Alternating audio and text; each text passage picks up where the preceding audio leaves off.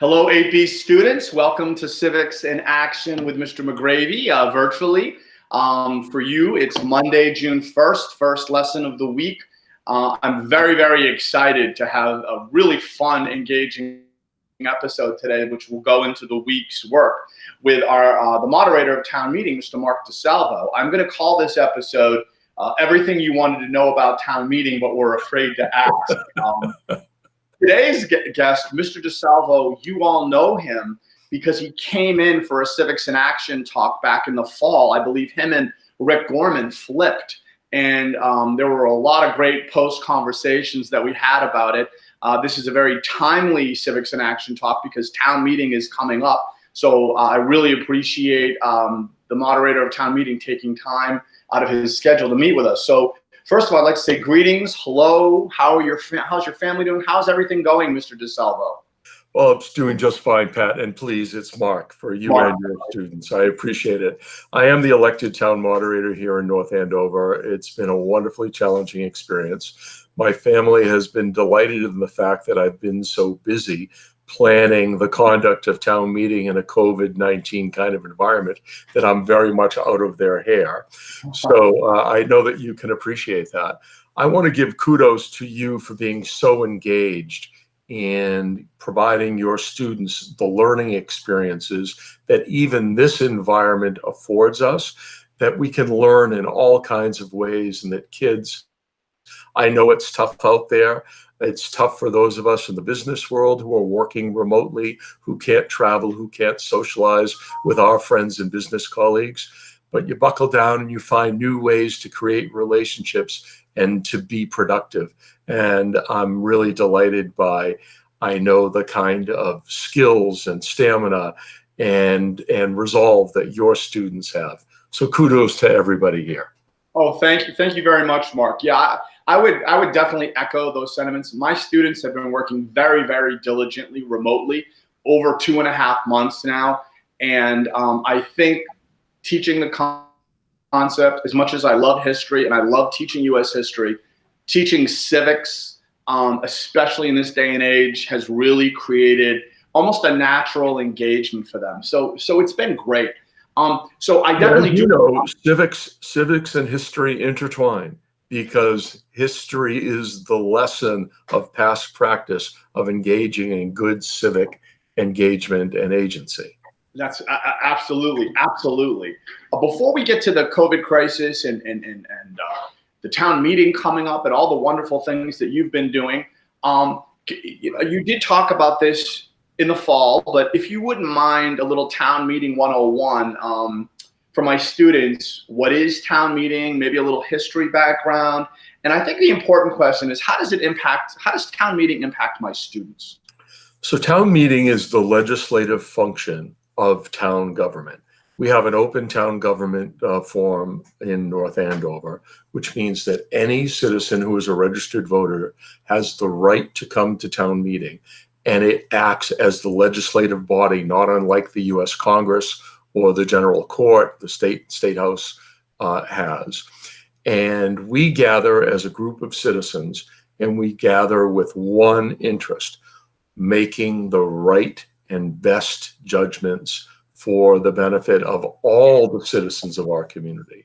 So it may be a few hundred, or as in past cases, as many as 3,000 people gathering in an open environment for open discussion to make the judgments for all 30,000+ of us here who live in North Andover. Town meeting actually started the very first year that we were founded as a community, and that's near 350+ years ago now. And in 1646, if I remember correctly. And we gathered at that time to determine what was going to happen. That at that time, and only up until 100 years ago, you needed to be a white, land-owning man of a certain religion in order to come to town meeting. Okay, great, excellent. So that's good that we have a little bit of history there. So now I'm going to move into something that I've been doing a little bit of research on. I definitely had intended you to come in, but I've seen some press about what you and many of your colleagues are doing with town meeting, and I just find it so interesting. So the question that we'll begin with is, how has COVID-19 impacted town meeting, obviously? And I'm going to have my students look at a couple articles in the Patch, and I think Channel 7, about your safe meeting distancing app that you've developed. And I'm going to have them also go check out the website. I also want to give a shout out to NAMS alumni, Sam Zelich, Serena Blum, and Kyra Brown, who worked with you on this, which I was so proud to see NAMS people coming back on. It just was so great. So just talk a little bit about all these great things that have happened in 2.5 months. And then maybe at the end, give us a little update as of today about how do you think town meeting is going to work this year? So you've all heard a phrase that necessity is the mother of invention. And in fact, necessity became the mother of invention of the safe meeting tool that we've developed. It's at safe-meeting.org. And it came about because I was talking with other moderators in the state around how you run a town meeting, a necessary part of our democratic institution, and do it in a safe environment in a COVID time. And in truth, most folks forgot about how to conduct mathematics after we took our 10th grade SATs. Now, I'm a bit of a math geek, so I've continued that mathematic kind of an orientation, which has been so valuable. So kids, please stay up and study the math, will you please? But it has a connection to history and to civics.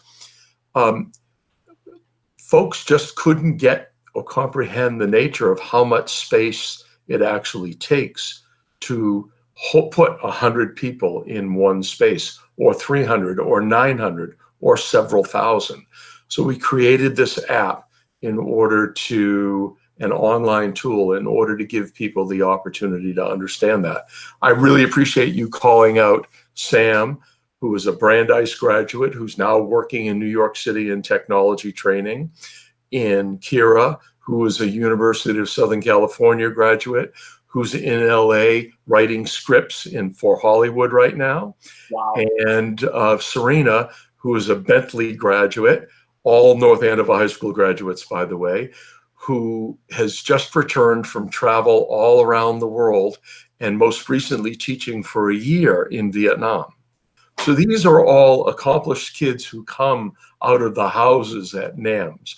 And I reached out to them because they have many more talents than I have relative to digital production and video production and website development. And they readily volunteered, as have the rest of the team, in creating this app so that everybody, not just town moderators, but schools, as we come back to school, how many kids can you hold in a classroom and be safe according to CDC guidelines?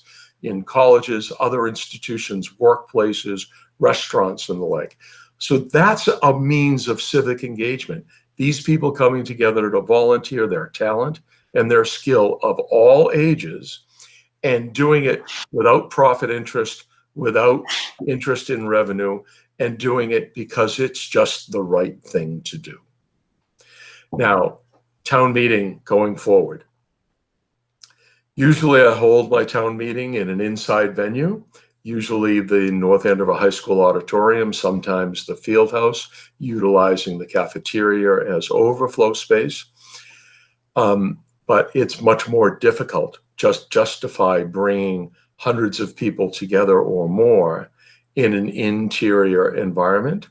So the judgment was made to hold the town meeting in an outdoor venue, this time at the Joe Walsh Stadium, where we hold football games. Mm-hmm. And we'll be socially appropriately distancing people using our online tool to help measure that, by the way, to make sure that people can come together, allow our government to continue to perform, but do so in a safe environment.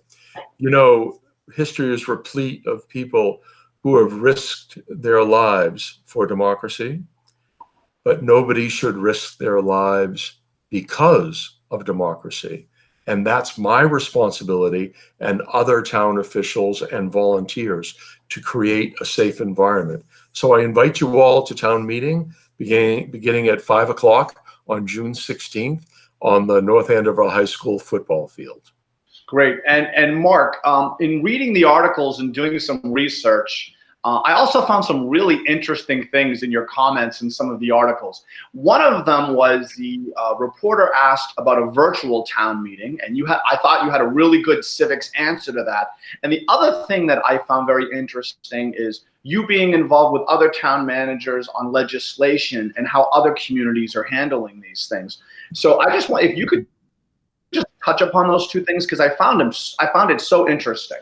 So we've come together quickly in order to mitigate the problems that we might be having across town meeting interest and municipalities across the state. And we've been working with the legislature to help craft legislation that I expect will pass quite literally this week, that you guys are all in school studying this right now, to allow what are called representative town meetings to have entirely virtual meetings, not unlike how you're going to school.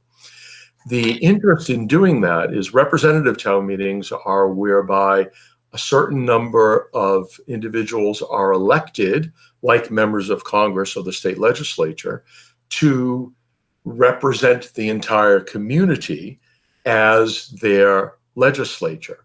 We don't have a representative town meeting, we have an open town meeting. But for representative town meetings, you could actually conduct a virtual meeting because all of their members are known, and you can pre-register and authenticate who happens to be on the Zoom or Google Meet meeting, if you will, and you can also authenticate the votes that they take. Whereas in an open town meeting, unfortunately, I can't do that because anybody can choose to attend. And it would be a disenfranchisement if I required people to pre-register to come to town meeting. But we move along as quickly as we can, and we try to do the things that are appropriate. I've been a big advocate across the Commonwealth in providing remote participation. So even if folks, your parents can't come or your guardians can't come to town meeting, they will still have the opportunity to email or text in a question at town meeting so that they can have an influence, because not all knowledge is in the venue, but all power is in the venue. So that's why I most particularly invite people to what I strongly believe will be a safe environment. And if I make the judgment that it is not, Massachusetts law gives the moderator the unilateral authority to postpone town meeting for an up to 30-day period and any series of 30-day periods. And if I'm not satisfied as late as 5 minutes before town meeting starts on June 16th, I will in fact postpone it. Wow. Okay, great. Thank you for that follow-up. So just moving forward with the actual town meeting itself, obviously my students this year, having a year of civics live and remotely, they're getting a lot more civically engaged, which is the goal of the program. But through your years as town moderator and obviously in other positions that you've been in, as well as a voter, can you think of an example or examples of items that were brought up at previous town meetings that started with citizens talking about something or an idea, and that escalates to becoming policy or some kind of resolution for the town? Absolutely, and it happens all the time. Every single policy judgment and law in effect that we make bubbles up from citizens. Sometimes those citizens are elected. They might be a member of a school committee or a board of selectmen, but most often they're just us. And I'll give you two examples right now. One is chickens and the other is cannabis. For those of you who have seen neighbors with chickens in their backyards and being offered fresh eggs, as an example, delicious, by the way, if you have that privilege. That started with a single citizen who wanted to have chickens in her backyard, and in fact didn't have the opportunity to because bylaw in our community didn't allow it. And she brought it to town meeting, stated her case, and we've had now this explosion of backyard farming almost in terms of chickens and fresh eggs and the like. That's small, but it gives you some sense about the power of the freedom of individuals to bring something that they wish to the fore. Another is cannabis. We had this big town meeting that I know some of your past students have studied, where some 3,000 people came. There was an interest in a cannabis industry being created in North Andover, along with some research capacity. Certain citizens in our community didn't believe that that was appropriate, and they brought a bylaw forward on their initiative that would not allow that industry to come into our community. And it came to town meeting. There was argument back and forth on both sides of the issue.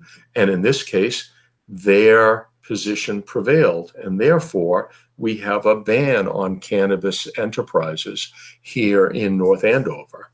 No matter what your opinion is of that issue or any other issue, there's a real majesty in coming together and making the judgment in a deliberative fashion after you've heard both sides or even multiple sides of an argument.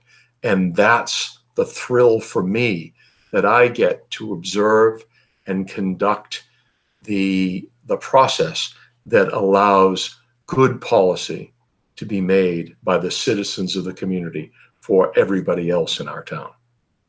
Those are two great examples and very current, especially with the cannabis that you had mentioned. I'll give you another one. I'll give you another one that has failed, but has percolated over the last few years. There were 3 NAMS students and later North Andover High School graduates, one being my daughter, Celia Rose DiSalvo, another being Adam Magaletta, and the third being Joy Duboff, who brought to town meeting as high school students the interest of allowing 16 and 17-year-olds to vote at town meeting and in town elections. And it failed when it came to town meeting. But the issue hasn't failed. Right now, we have a local member of our legislature in Haverhill, Andre Vargas, who has brought this to the legislature, and it's percolating right now. It's become law in Scotland and in Denmark that 16 and 17-year-olds can vote in all national elections in those 2 countries. It is under consideration in other venues and municipalities and states around the country. And in fact, my daughter is proposing to study the 16 and 17-year-old vote in foreign countries in graduate school. So it truly doesn't start with a notion and then success. Failure itself breeds new opportunity, additional discussion. Everything takes time. Look at how long it took for the American Revolution to come from groundswell to Constitution decades later. I'm really glad you said that, Mark, because Representative Vargas both came into NAMS and has done one of these talks with me. And we actually, the students and I remotely, we've been doing a debate on the voting bill, and they actually did a research project on it during the remote learning. And they actually found credible evidence, and they wrote testimony statements that I then sent to Representative Vargas. And when he opens the committee and the discussion up again, NAM students' arguments and presentations are actually going to be in some of the evidence for the bill. Bravo, kids. But what's great about the kids is I have to say, I did not know about your daughter and her friends and all the things that they did. So that is a just like a full circle moment. So I'm so glad you added that. That's great, Mark. That's great.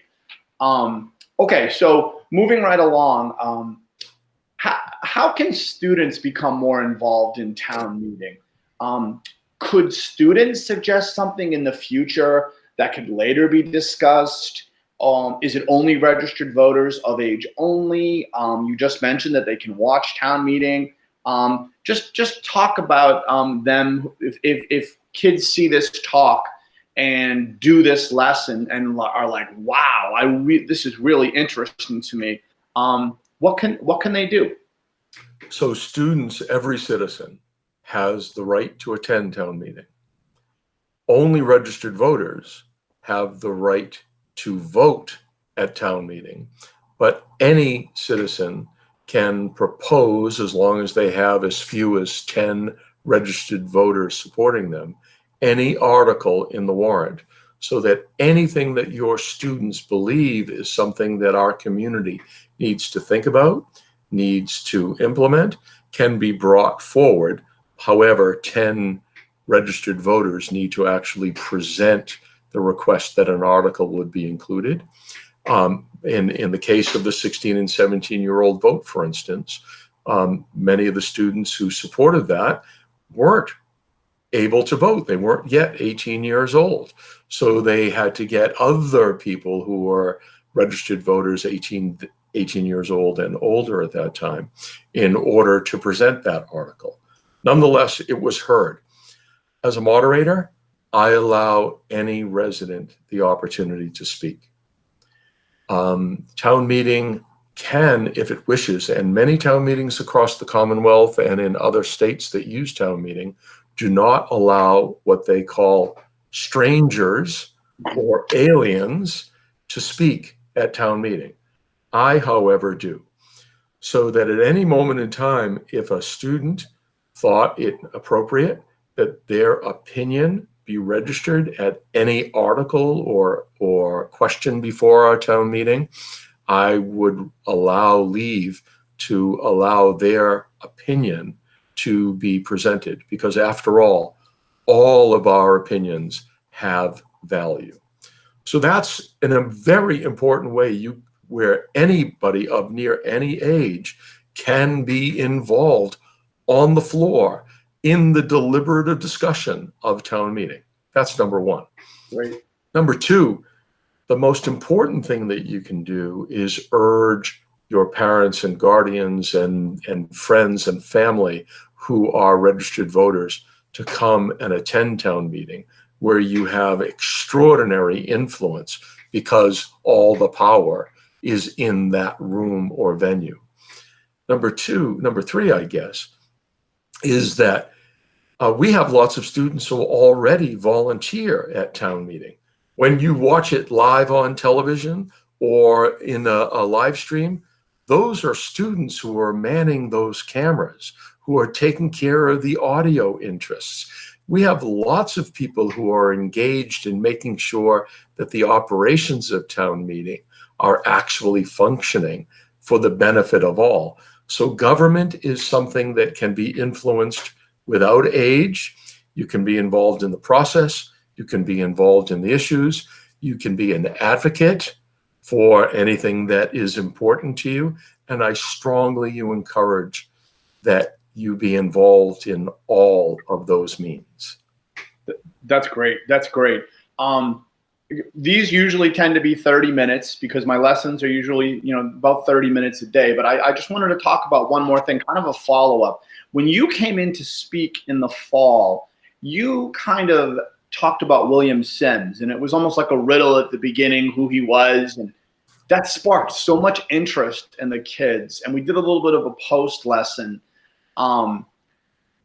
If students, probably not this year, but in the future or over the summer, if they wanted to do a little more research on William Sims, could you give some suggestions? So maybe also for the audience watching who aren't middle school, because this will be on North Andover Cam as well, will you talk a little bit about William Sims, his connection to NAMS, and some of the things that you touched upon? And then as a follow-up, what could my students do if they were more interested in this? Because I did have a lot of kids interested, Mark. So William Sims is the most unheralded, consequential patriot in American history, in my belief. North Andover, then the town of Andover, town meeting, sent 4 individuals to the Constitutional Convention in 1788 to consider whether or not the U.S. Constitution should be ratified. At that time, Massachusetts was one of the 4 most important states in the Union, clearly the thought leader for revolution in the Union and the father of the Constitution and the Revolution in terms of what were the principles that were part of what we embrace today.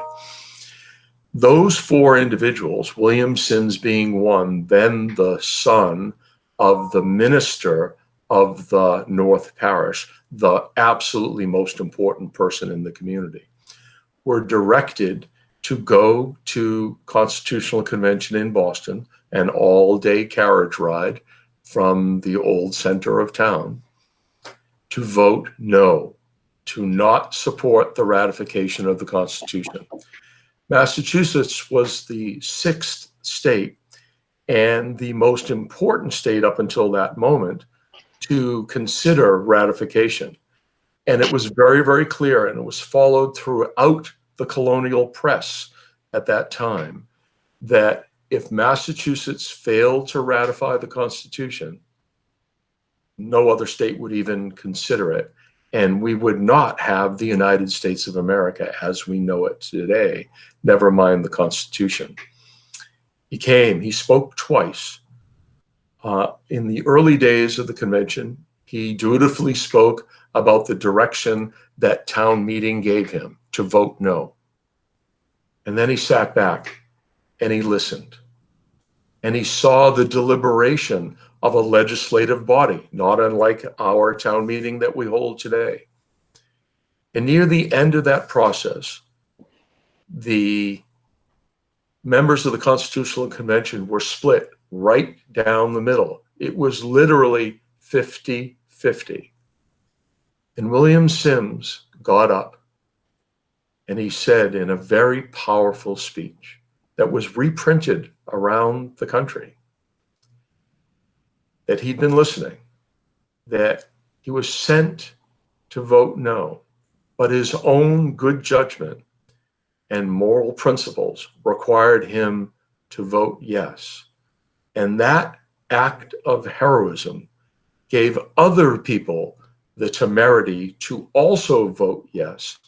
And the Constitution was ratified with the proviso that we have a Bill of Rights attached to it, the first 10 amendments, and consequently, the rest of the nation supported the ratification of the U.S. Constitution. Without that act of moral courage, we would not exist as a nation today. And how was William Sims greeted? When he came back to his community, there was another town meeting in which he was vilified for voting his conscience. He was so aggrieved that he left the town and he moved to Portland, Maine.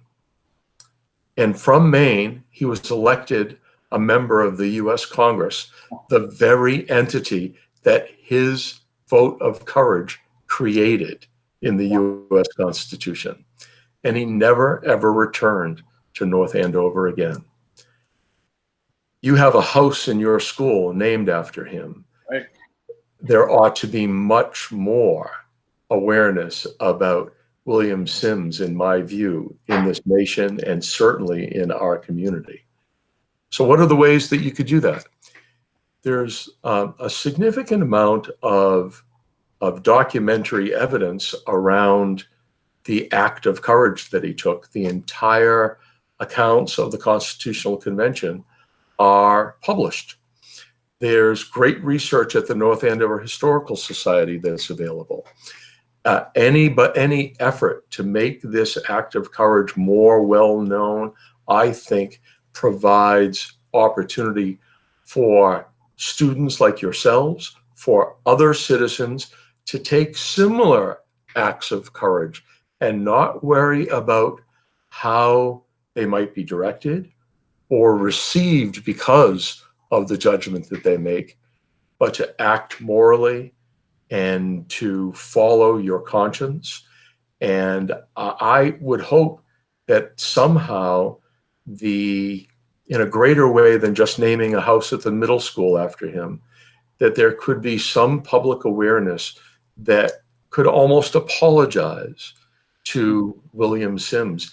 I think one of your students suggested, as a matter of fact, the notion of bringing a resolution to a future town meeting. Yes. To tell this story and to ask town meeting to resolve that he was a welcome citizen once again, if you will, after these hundreds of years. And that might be a project that your students could choose to follow up on. Well, that's great. It was kind of funny when you were giving that talk, the civics pilot that the AP students are doing this year, the curriculum, is through the Democratic Knowledge Project out of Harvard. And Michael Blau, I introduced you to, and you had a little conversation. I recollect. And Michael was just riveted by that story. He was so moved by that story, and he had never heard of it. And he went back to Harvard, and it became this thing that they talked about at the staff meeting, and they did research on, and it was just so interesting. It's just so interesting, all these things that are going on. And that's definitely something that I want it to become a permanent part of the civics curriculum at NAMS, because there's no way we can't talk about that, history being in your own backyard. And I really appreciate you bringing that to my attention a lot more in depth. Town meeting was the progenitor, the origin of that story. If we didn't have town meeting would not have selected those 4 citizens, and most importantly, William Sims, to go and consider the ratification of the United States Constitution. And every single experience that we have, even if we're talking about backyard chickens, or we're talking about the true policy of how do we conduct a town meeting in a COVID experience? What are we doing about our budget? How do we make sure that kids learn in this COVID experience? How do we assure that we can care for the streets and the roads and provide safety and food for those people who are insecure, who have food insecurities in our community? All of those things are addressed at town meeting. That's great. Well, we're going on 40 minutes now. We could go a lot longer. I think this is going to be so great. I'm just thinking of all the reflection lesson questions that I'm going to do based on this, which is so great. What I'm asking all my guests to do, I had Senator Tarr on and Senator DiSalvo, Representative Vargas, Mitacucci, Wynn, the town manager, Melissa. It's been such a great community of people who are supporting my students during this remote learning, and it's been great. But what I'm asking all of you wonderful people to do is not only donate your time, but just in closing, as we say goodbye, you know that my NAMS 8th graders, obviously, their graduation experience and end of the year experience is completely different, like no other generation. So if you could just offer some remarks to them and just congratulate them, they're wonderful kids. You obviously have a connection to the students in North Andover. I think that would be a really nice way to end, Mark, and make it all about the students. I went to school in your building when it was a high school, and I truly appreciate just the love that you have for that building and what would have been a wonderful ceremony as you leave that building. But I'll tell you that to embrace the moment, that you have a unique and special story that nobody else in the history of our community, in all of the people that have gone to school in that building, will have persevered in the manner in which you have persevered, that you're just not, your leave taking is just not like everybody else's. It is unique and special, and I ask you to embrace it. And as much as we mourn what the tradition might have been, you're creating in a heroic fashion how you act and move forward from here. So I congratulate you. I do appreciate that it's different, but celebrate the difference if you possibly can.